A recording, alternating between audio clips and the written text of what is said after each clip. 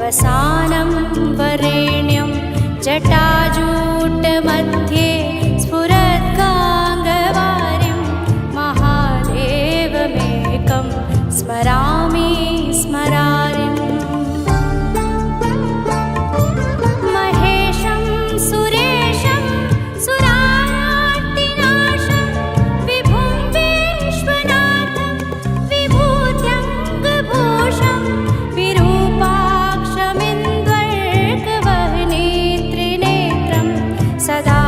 सदानन्दमीडे प्रभुं पञ्चवक्त्रम्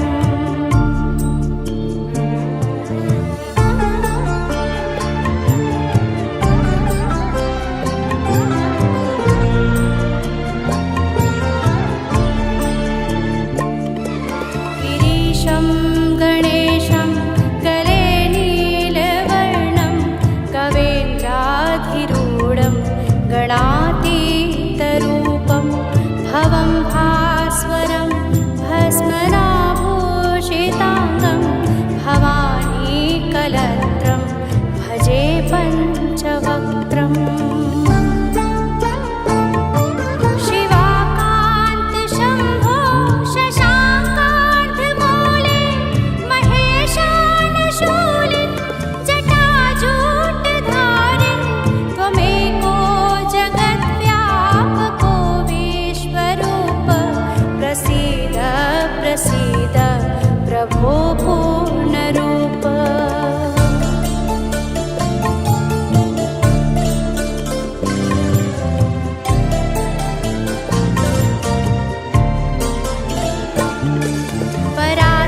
परात्मानमेकं जगद्द्विजमाद्यं निरीहं निराकारमोङ्कारवेद्यं यतो जायते पाल्यते येन विश्वं तमीशं भजे लीयते यत्र विश्वम् न भूमेर्न चापो न वह्निर्न वायुर्न चाकाशमस्ति न तन्द्रा न नेत्रा न ग्रीष्मो न शीतं न देशो न वेशो न यस्यास्ति मूर्ति त्रिमूर्तिं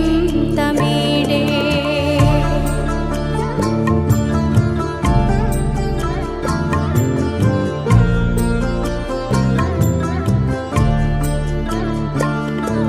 अजं शाश्वतं कारणं कारणानां शिवं केवलं भासकं भासकानां तुरीयं तमः पारमाद्यन्तहीनं प्रपद्ये परं पावनं द्वैतहीनम् नमस्ते नमस्ते विभो विश्वमूर्ते नमस्ते नमस्ते चिदानन्दमूर्ते नमस्ते नमस्ते तपोयोगगम्य नमस्ते नमस्ते श्रुतिज्ञानगम्य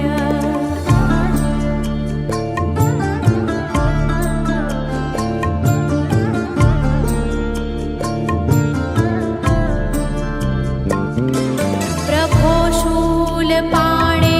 विभो विश्वनाथ महादेव शम्भो महेश त्रिनेत्र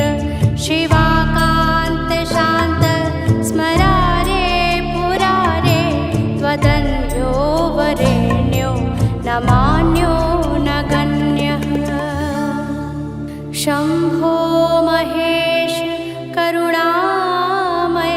शूलपाणे गौरीपते पशुपते पशुपाशनाशिन् काशीपते करुणया जगदेतदेकस्त्वं सदासि महेश्वरोऽसि त्वत्तो जगद्भवति देव भवस्मरारि त्वय्येव तिष्ठति जगन्मृड विश्वनाथ त्वय्येव गच्छति लयं जगदेतदीश लिङ्गात्मकं हर चराचर